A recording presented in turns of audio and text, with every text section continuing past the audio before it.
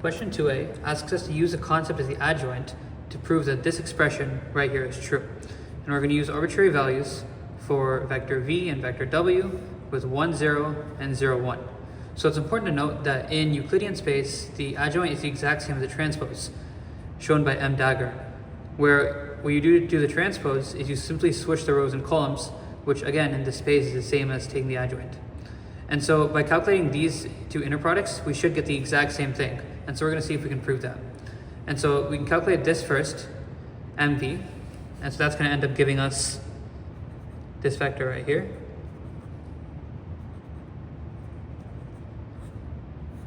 And if we were to do the same thing for this, we'd get this vector right here.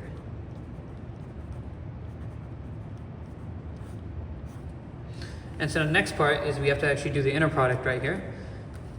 Once we've calculated the inner product, you'll find that we actually get the same result, where both of these computations will result in us getting the value m to 1. And so as you can see, since these are equal, we have proven that this relationship right here holds. Question 2b asks us to show that the adjoint is equivalent to the transpose of a matrix in Euclidean space. And so the way we can do that is we can write out all the terms like this, and we can slowly combine them together until we get what we want. So starting off, we can write out all the basis vectors, as you can see right here, and rearrange them in a format in which we can turn them into the Kronecker deltas, as such. And then once we get these, we can then contract them together, which will then give us these two terms right here. What we can then do is we can contract this even further with the original matrix M to get rid of these two Kronecker deltas right here. So we get MKL. And so we do the same process for the other inner product right here. And we need to see if the results of this are equivalent to the results of this. If this is true, that means that this relationship does hold, which we'll find to be true later on.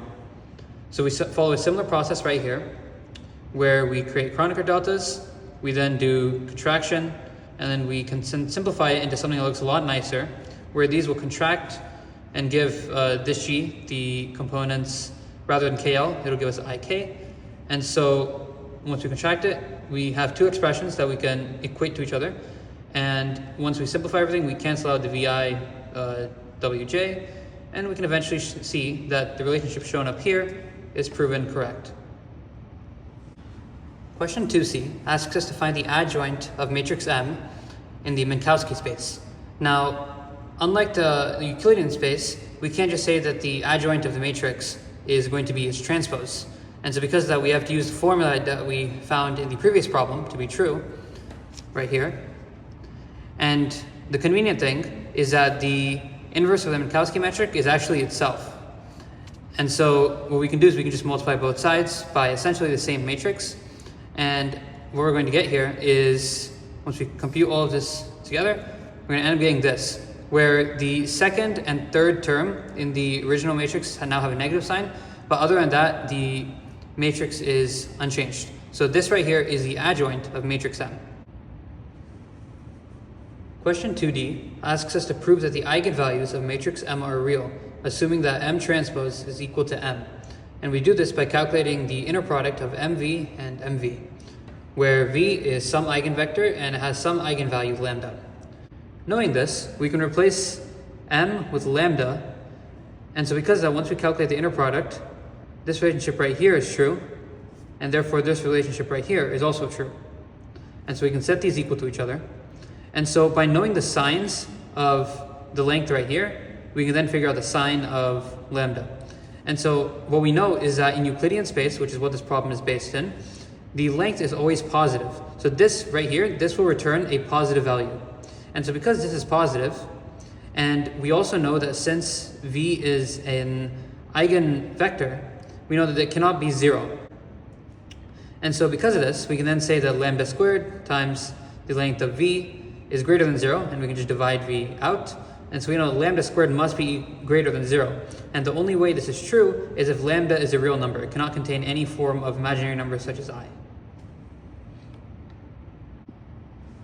Question 2e asks us to prove that the eigenvectors v and w are orthogonal if M transpose equals to M. And so because of this relationship, we can write out this right here, where lambda and p are some eigenvalues. And so one thing that we need to know is that lambda cannot equal p. So these two are different. And so using the definition of the adjoint, we can come up with this formula right here. And as you can see, usually there's an m transpose right here, but since m transpose equals m, we can just write it as m right here. And then similar to this, because we know that these are eigenvectors and eigenvalues, we can then write that lambda VW is equivalent to V PW. And so we can write out these inner products in index notation right here. And you can see that all of these terms will cancel out. So this term will cancel out this term, this term with this term, and this term with this term. And so what we're left with is that lambda equals P. Now the problem is this goes against what the problem statement is, that lambda should not equal P. And so the only way this works out is if this inner product results in 0, regardless of what lambda and p are, right? Because if this results in 0, then lambda could equal 5 and p could equal 3, but it won't matter because it'll go to 0 anyways. And so that's the only case where lambda equals 5 and p equals 3, or they are different values. And so v and w must be orthogonal. Since this problem was entirely about the adjoint, I wanted to talk a little bit more about its significance in quantum mechanics. So in quantum mechanics, quantities are often represented in the Hilbert space. And so physical quantities such as position, momentum, spin, and energy of a particle are represented by self-adjoint operators where h is equal to h dagger.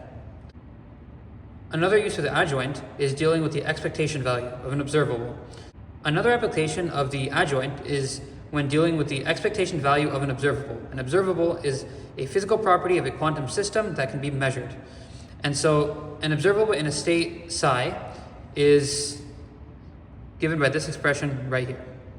The only reason we can write this, and the only reason this is true, is because for a state vector psi, its dual vector is psi dagger.